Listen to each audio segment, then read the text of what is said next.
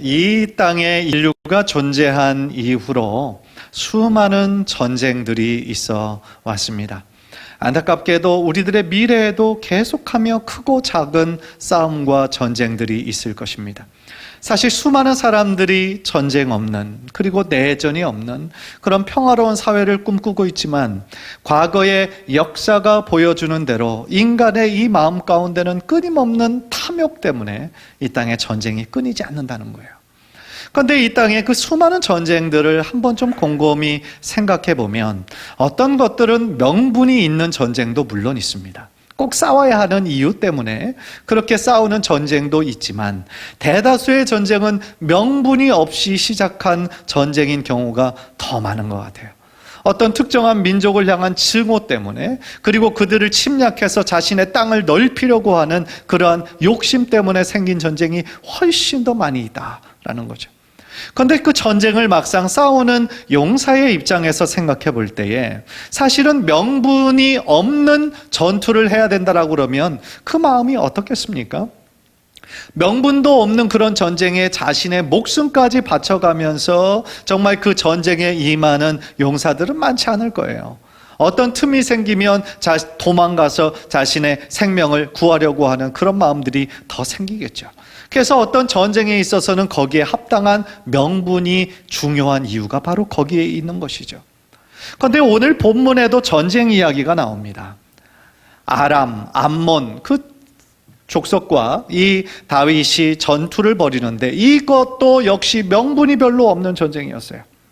그러니까 아람과 암몬이 다윗의 뜻을 곡해를 해서 그들이 먼저 침략한 것에 다윗이 대응한 그런 전쟁이었다라는 거죠. 그렇다면 오늘 본문 이 전쟁의 이야기를 통하여서 하나님께서 우리들에게 말씀하시는 하나님의 메시지는 무엇일까요? 하나님의 섭리는 무엇일까요? 우리로 하여금 깨닫기를 원하시는 하나님의 뜻은 무엇일까요? 이 시간 우리들의 귀를 기울여, 온 마음을 기울여서 하나님의 말씀을 듣고 또 깨닫고 또 은혜 받고 믿음으로 결단하는 은혜의 시간 되기를 주님의 이름으로 간절히 축원합니다. 먼저 오늘 본문이 또 역사 가운데 일어난 일이기 때문에 문맥을 한번 좀 살펴보면 훨씬 더 도움이 됩니다. 우리가 본문으로 읽진 않았지만 1절부터 이렇게 보면 암몬의 왕 나하스가 죽음에 이르릅니다.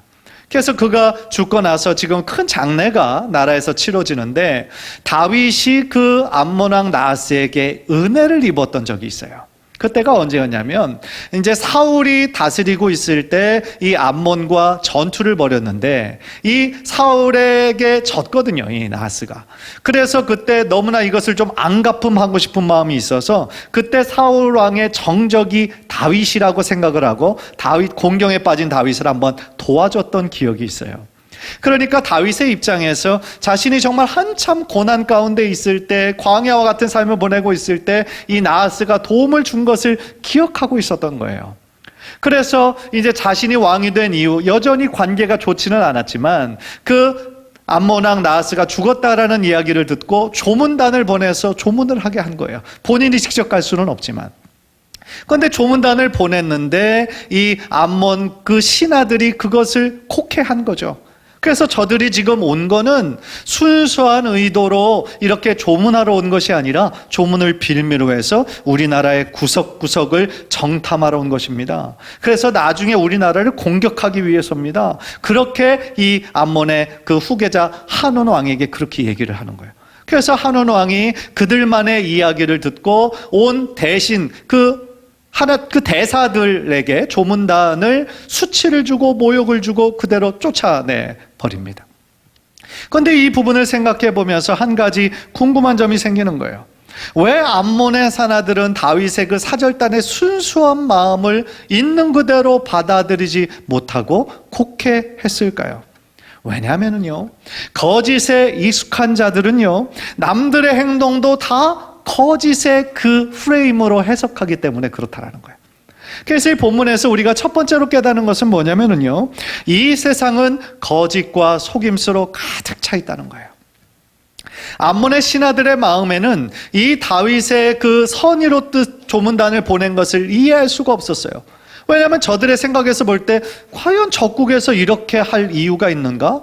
라는 관점에 생각해 보니까 입장 바꿔 생각해 보면 이런 기회를 틈타서 적들의 그 동향을 좀 살펴보기 위해서 왔구나. 자신의 기준으로만 생각을 하다 보니까 다윗 왕의 그 순수한 마음을 순수하게 받아들이지 못하게 됐다는 거예요. 사실 이 세상에 지금 공중권세 잡은 자가 사단 마귀잖아요. 그런데 사단 마귀의 정체는 뭐라고 지금 성경에서 증언합니까? 거짓말하는 자고, 그죠? 속이는 자고, 거짓의 압이고, 그것이 사단 마귀잖아요. 따라서 사단 마귀가 모든 인간들의 마음에 어떤 마음을 주었냐면 불신하는 마음을 준 거예요. 서로 간에 불신하는 마음을 주었어요.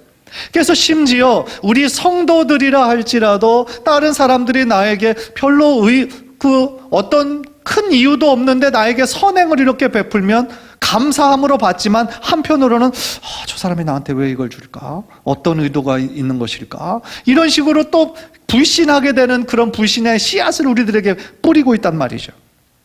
이러한 현상들이 생기는 이유가 뭡니까? 바로 이 세상이 죄로 오염되어 있기 때문에 그렇다라는 거예요.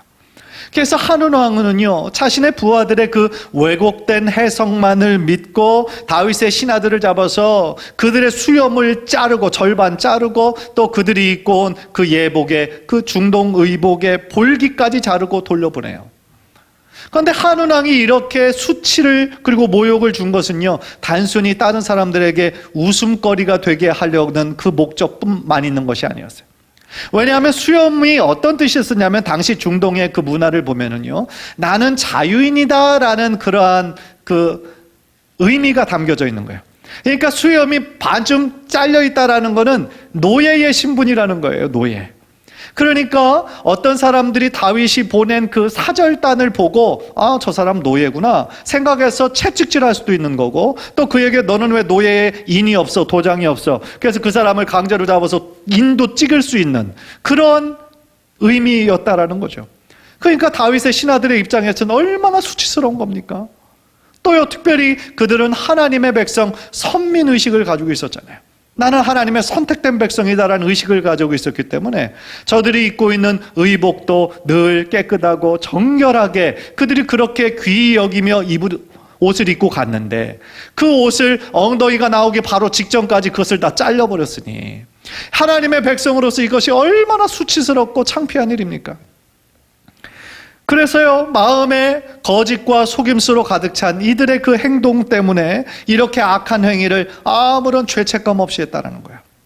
그런데 하나님의 사람 다윗은 이 소식을 듣고 어떻게 반응을 하냐면 그들의 편에 서서 관대한 조치를 취해줘요. 그것이 이제 5절인데요. 한번 화면을 통해 보십시오. 사람들이 이 일을 다윗에게 알리니라. 그 사람들이 크게 부끄러워하므로 왕이 그들을 맞으러 보내 이르기를 너희는 수염이 자라기까지 여리고에서 머물다가 돌아오라 하니라 그랬어요. 즉 다윗은요, 저들이 마음이 얼마나 수치스럽고 그 모욕을 받았을까 생각하니까 자신의 궁으로 그런 모습으로 이렇게 올라오지 말고 저들의 수염이 자라기까지 여리고에 머물다가 완전히 회복되면 그때 올라와라. 관대하게 이렇게 베풀어 주는 거죠. 그러니까 그들이 잃어버렸던 그 권위를 다시 회복할 수 있도록 기회를 주는 거예요. 저는 이 장면을 보면서 다윗의 참 훌륭한 인격이 드러나는 거라고 생각을 합니다. 다른 사람이 정말 부끄러워하고 있고 이미 수치를 받았고 상처를 받았을 때 그것을 겉으로 드러내지 않고 회복될 때까지 기다려주는 거. 이것이 우리 믿는 사람들이 지금 상처 있고 아파하는 사람들을 향한 우리들의 태도가 되어야 되지 않을까 배우게 되는 거죠. 사랑하는 성도 여러분, 우리들의 모든 인간 관계에 있어서요, 정의감만으로 모든 것이 해결되는 것은 아니라고 생각해요. 물론 옳고 그름을 분별하는 거, 그리고 그것을 깨닫도록 가르쳐주는 거 물론 중요하죠.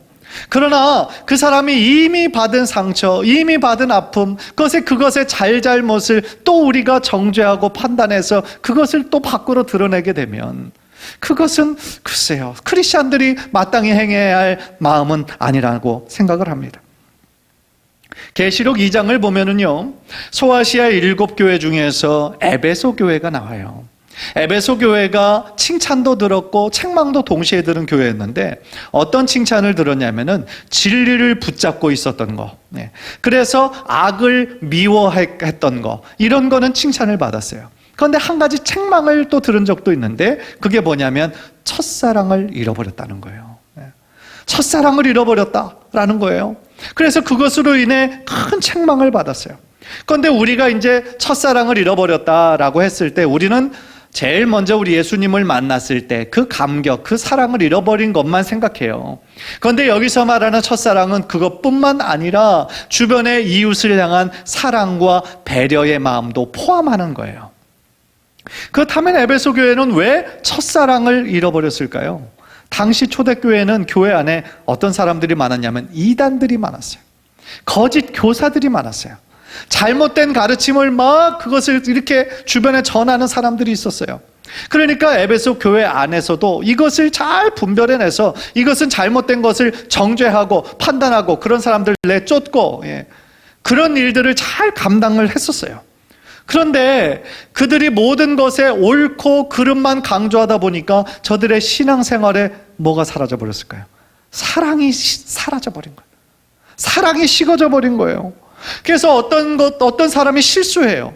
실수할 수는 있잖아요. 그런데 그 사람이 실수한 것들에 대하여 관용을 베푸기보다는 그것들을 정죄하고 판단하는데 더욱더 열심이었던 거예요. 그러니까 그들의 형제 자매들을 향한 사랑을 잃어버린 것이죠.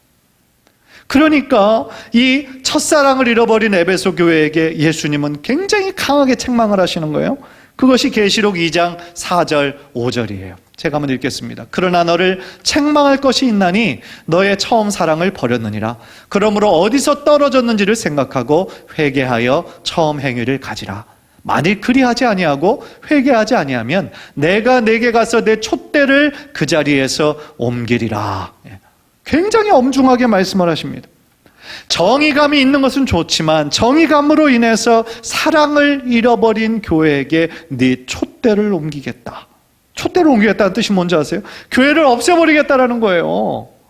얼마나 무서운 책망입니까? 그러니까 이 말씀은 우리들에게 무엇을 가르쳐 주시고 있는 거예요? 교회 안에 진리를 붙잡는 거, 정의를 붙잡는 거 중요한 일이죠. 그런데 더 중요한 거 사랑을 잃어버려서는 안 된다라는 거예요.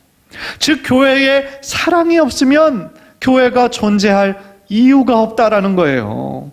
교회는 하나님을 향한 사랑이 존재할 뿐만 아니라 또한 함께 신앙생활하는 우리 성도들 또 믿지 않는 다른 이웃들에게까지도 그들을 향한 사랑과 배려와 관용의 정신이 있어야 된다라는 얘기인 거죠.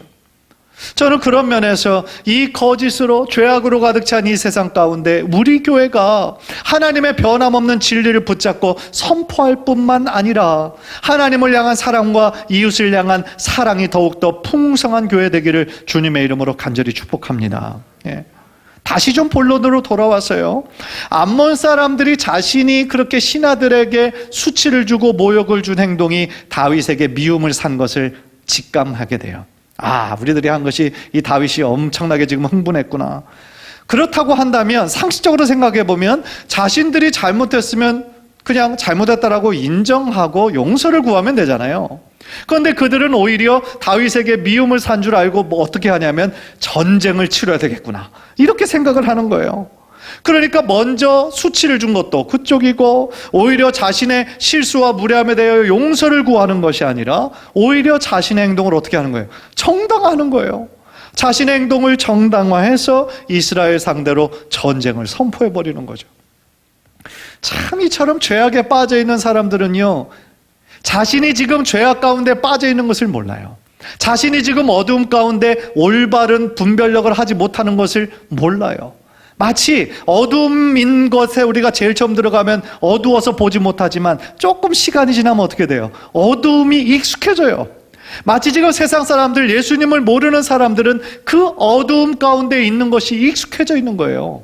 그래서 올바른 것이 무엇인 줄 들었어도 그것을 듣고 깨닫고 자신의 잘못을 시인하는 것이 아니라 오히려 자신이 잘못한 것을 맞는 것이다라고 그것을 더 강화하는 거예요. 그러니까 그들의 생존 방법은 뭡니까? 그들의 방어 기제가 뭐냐면 자기 합리화와 기만인 거예요.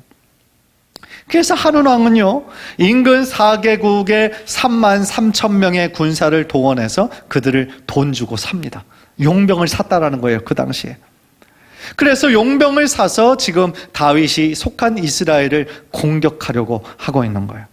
그래서 이 7절을 보니까 다윗이 이제 그 상태가 지금 굉장히 심각하게 돌아가는 것을 보고 이스라엘도 가만히 있을 수가 없잖아요. 그래서 군대 장관 요압을 부릅니다. 그래서 이스라엘도 지금 총력전을 기울일 수밖에 없는 상황에 처했던 거예요. 9절 10절을 보세요. 9절 10절 제가 한번 읽겠습니다. 요압이 자기와 맞서 앞뒤에 친 적진을 보고 이스라엘의 선발한 자 중에서 또 엄선하여 아랍 사람과 싸우려고 진치고 그 백성의 남은 자를 그아우 아비새의 수하에 맡겨 암몬 자손과 싸우려고 진치게 하고 그랬어요. 그래서 지금 다윗의 군대 장관 요압이 이스라엘의 군대를 크게 두 부분으로 나눴어요. 그래서 엄선한 자들 중에 또 엄선해서, 그러니까 선발대 굉장히 잘 싸우는 사람들을 요압이 앞장서서 싸우고, 나머지 사람들은 자신의 아우, 그리고 그도 탁월한 군사였는데 그 사람에게 뒷부분을 맡기는 거죠. 그래서 네가 부족하면 내가 가서 도울 것이고 내가 위험하면 너희가 와서 나를 도우라 라고 이제 그 전략을 짜는 겁니다. 그런데 이 상황에서 그 군대 장관 요압이 12절을 보면 아비새에게 굉장히 중요한 말을 하는 거예요. 그러니까 우리가 왜 열심히 싸워야 하는지 그 명분을 이야기해 주고 있어요. 12절 중요한 구절이니까 우리 한번 다 함께 읽읍시다. 시작. 너는 담대하라. 우리가 우리 백성과 우리 하나님의 성읍들을 위하여 담대히 하자 그랬어요. 지금요 막상 원하지 않는 전쟁이었지만 적군들이 지금 막 까맣게 막 쳐들어왔습니다. 그래서 지금 전쟁에 앞서고 있는 용사들에게 무엇이 가장 필요했을까요?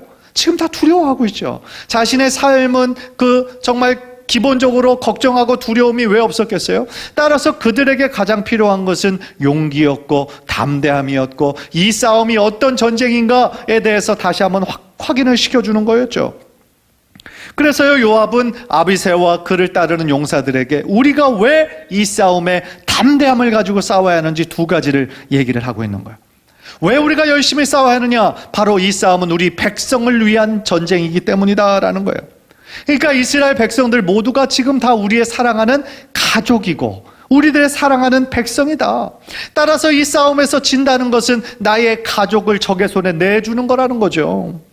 따라서 우리들은 담대한 마음으로 우리들의 가족, 우리들의 백성을 지켜야 된다는 거예요. 그리고 두 번째 명분은 뭐였냐면 하나님의 성읍을 위해서 담대해야 된다. 그러니까 우리 전쟁의 명분은 뭐예요? 이스라엘의 모든 성읍이 다 하나님의 소유다. 따라서 이 요압의 말의 의미를 정리하면 이런 거예요. 지금 이스라엘이 우리를 쳐들어온 이 이방의 적들에게 우리가 이 싸움에서 진다면 우리가 하나님께 대한 예배는 고사하고 우리나라 전체가 적들의 손에 넘어가서 수치를 당하게 될 것이다. 따라서 하나님을 예배하는 나라가 우상을 숭배하는 나라에게 뺏겨버리면 안 되지 않느냐라고 지금 강하게 외치고 있다라는 거예요. 저는 이 부분을 한번 좀 생각해 보면서 한 공동체가 공동의 목표를 가지고 있는 것이 얼마나 중요한 것인가 라는 생각을 한번 하게 돼요. 즉 우리는 서로 연결되어 있는 우리는 하나라고 하는 공동체 의식이 없다면 우리가 함께 싸워야 할 싸움에서 나 하나 좀 빠져도 상관없겠지, 나 하나 좀 없어도 나는 좀 집으로 가도 도망가도 상관없겠지 라고 생각하게 된다면 그 공동체 전체가 무너져 버릴 수 있기 때문인 것이죠. 따라서 오늘 본문에 나오는 아람의 용병들은 그런 공동체 의식이 없었잖아요. 단순히 돈만 받고 대신 싸워주는 것이기 때문에 그들은 다 뿔뿔이 흩어질 수밖에 없었지만 이스라엘 백성은 이 전쟁이 바로 하나님께 속한 전쟁이고 바로 나의 가족을 지키기 위한, 나의 백성을 지키기 위한 싸움이고 하나님이 허락하신 하나님의 싸움이었다라는 그런 의식이 있었기 때문에 이 싸움에 담대한 마음으로 나아갈 수가 있었다라는 것이죠.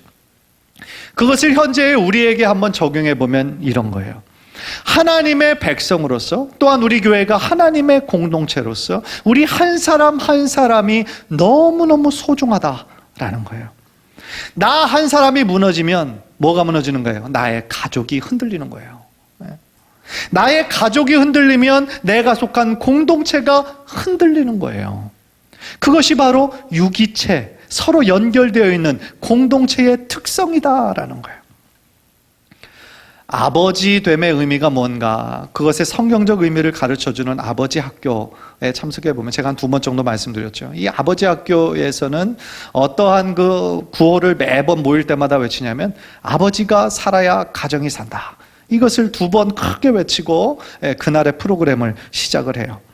즉 아버지가 어떤 존재이냐, 아버지는 어떤 사람이냐, 하나님 앞에 영적으로 바로 서 있어야 그 개인뿐 아니라 그 가정이 산다라는 거예요. 사실 얼마나 맞는 말입니까? 오늘 정말 예배하시는 온라인으로 또한 이 현장에서 예배하는 우리 동안의 모든 아버지들 꼭 기억하셔요. 아버지가 살아야 여러분들의 가정이 사는 거예요. 그래서 아버지의 역할이 단순히 생활비만 좀 갖다 주는 것이 아버지의 역할을 다했다고 생각한다면 천만의 말씀이요. 그거는 오해인 거예요. 여러분은 여러분들의 가정의 영적인 제사장인 거예요. 그래서 아버지들은 아버지들에게만 주어지는 거룩한 특권이 있어요. 그게 뭔지 아십니까? 축복권이에요. 축복권. 에이, 축복은 목사님이나 하는 거지. 아니에요. 모든 아버지들에게 자신의 자녀들에게 축복하며 기도할 수 있는 축복권을 주셨어요. 따라서요, 여러분들 자녀들에게 정말 좋은 아버지가 되고 싶으십니까? 그렇다면 하나님 앞에 아버지가 더욱더 올바로 서도록 노력해야 되는 거예요. 생각해 보세요. 내가 지금 자녀들에게 나눠줄 것이 없는데 뭘 나누어 줄 수 있어요? 내가 지금 하나님과의 관계가 전혀 없는데 어떻게 자녀들에게 야, 나는 잘 못해도 너는 신앙생활 잘해라. 이게 효과가 있겠어요? 저는요, 그런 면에서 우리 동안에 속한 모든 아버지들이 2021년도에 여러분의 가정을 영적으로 책임질 수 있는 영적인 제사장의 역할을 잘 감당하시기를 주님의 이름으로 간절히 축복합니다. 그렇다면 모든 가정에서 아버지들만 중요한가? 어머니들은 중요하지 않은 부차적인 존재인가? 아니죠. 천만의 말씀이죠. 어머니 학교도 있는데 어머니 학교에 가도 똑같이 외친다라고 그래요. 어머니가 살아야 가정이 산다. 어머니가 그 가정의 위치가 얼마나 중요합니까? 그런데요, 어머니의 자리는 아버지의 자리와는 조금 달라요. 아버지의 자리는 영적인 제사장의 자리라면 어머니의 자리는 헌신과 돌봄의 자리예요. 그리고 무엇보다도 그 모든 가족들을 위해 기도할 수 있는 기도의 자리예요. 그게 어머니의 자리입니다.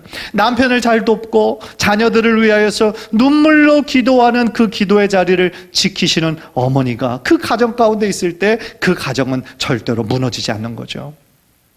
그래서요, 저는 더 나아가 우리들에게 주신 그 가정을 잘 지키는 사명, 우리들 모두에게 주신 사명인데 이것을 넘어서서 우리가 성도라면 우리 성도들 모두에게 주신 또 하나의 거룩한 의무가 있고 책임이 있다고 생각해요. 그것은 뭐냐면 믿음의 선한 싸움을 싸우는 거예요. 디모데전서 6장 12절 우리 한번 화면을 통해서 우리 다 함께 읽겠습니다. 시작. 믿음의 선한 싸움을 싸우라. 영생을 취하라. 이를 위하여 내가 부르심을 받았고 많은 증인 앞에서 선한 증언을 하였도다. 아멘. 우리가 매일같이 싸워야 하는 이 영적인 전쟁터에서 우리가 걱정만 할 것이 아니라 담대한 마음으로 나아가야 된다는 거예요. 왜냐하면 하나님은 언제나 누구의 편이에요? 우리 편이시고 하나님께서 우리를 위하시면 감히 어떠한 이 세상의 세력도 우리를 대적할 자가 없기 때문이다라는 것이죠. 로마서 8장 31절 우리 한번 다 함께 힘있게 한번 읽읍시다. 시작. 그런즉 이 일에 대하여 우리가 무슨 말하리요? 만일 하나님이 우리를 위하시면 누가 우리를 대적하리요? 할렐루야. 간절히 바라기는 우리가 어떤 종류의 싸움을 싸우든지 세상의 방법으로 세상과 맞서서 세상의 방법으로 싸우는 것이 아니라 오직 믿음으로 감당하고 언제나 하나님의 편에 서서 늘 승리하는 우리 귀한 성도님들 되시기를 주님의 이름으로 간절히 축원합니다. 우리가 그런 담대한 마음으로 믿음의 싸움을 싸울 때에 결국에는 제일 마지막으로 뭐를 말씀하시냐면은 모든 것이 하나님의 뜻대로 될 것이다 라고 우리들에게 약속해 주시는 거예요. 그것이 제가 나누고 싶은 마지막 포인트입니다. 우리 그 방금 읽었던 그 12절을 현대인의 성경 그 번역으로 보니까 이렇게 번역을 했어요. 자, 힘을 내어라.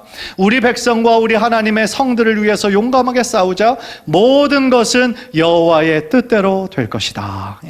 그러니까 우리가 담대한 마음으로 믿음의 싸움을 싸울 때에 결국 그 모든 것이 하나님의 선한 뜻대로 우리들의 모든 삶 가운데 이루어지게 될 것이다 라는 하나님의 약속이라는 거예요. 때때로요, 우리들의 삶을 살면서 우리에게 찾아오는 어떤 일들이 이것이 과연 하나님께서 선한 것을 나에게 허락하신 건가 라고 의심이 들 때가 있어요. 왜냐하면 이것이 나의 인간적인 눈으로 봤을 때는 고난이고 내가 원하지 않는 거고, 그럴 때 우리가 그것을 감사함으로 받기보다는 참 원망과 불평과 불만으로 받을 때가 있다라는 거예요. 그러나 무엇보다도 우리가 꼭 기억하고 붙잡아야 되는 것은 뭐예요? 우리 하나님은 선하신 분이다. 우리 하나님은 좋으신 분이다라는 거예요. 선하신 하나님께서 우리들에게 행하시는 그 모든 일들은 인간적인 눈으로 볼 때는 고난이고 광야고 내가 원하지 않는 그런 거라 할지라도 결국엔 하나님께서는 그 모든 것들을 합력하여 결국 하나님의 선을 이루시는 분이시기 때문에 그렇다라는 거예요. 그래서 지금은 이 눈물의 슬픔의 시간이라 할지라도 그 눈물의 시간이 변하여 기쁨의 시간으로 변하게 하실 수 있는 분이 바로 우리 하나님이시다라는 거예요.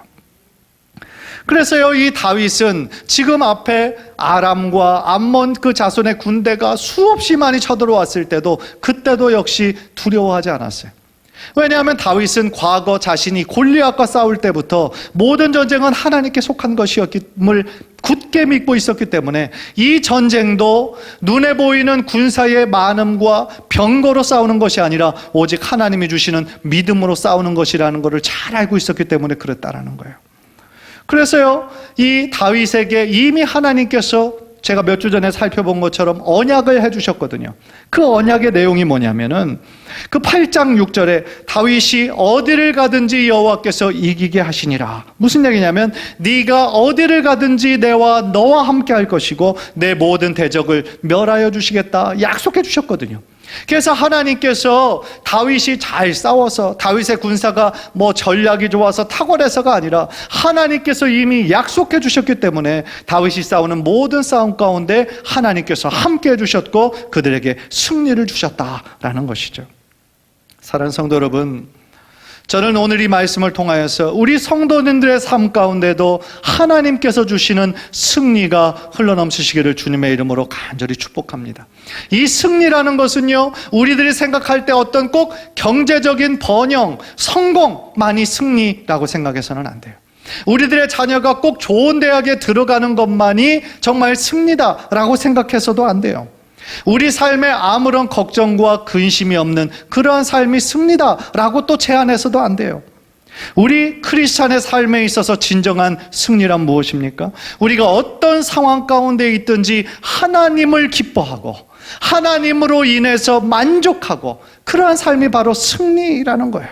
진정한 승리란 우리에게 어떤 어려움이 있어도 그 어려움만 바라보는 것이 아니라 그 문제에 넘어서 우리로 하여금 믿음으로 극복하기를 원하시는 하나님의 그 선한 뜻을 바라볼 수 있는 그 믿음이 바로 우리들에게 진정한 승리가 된다라는 거예요.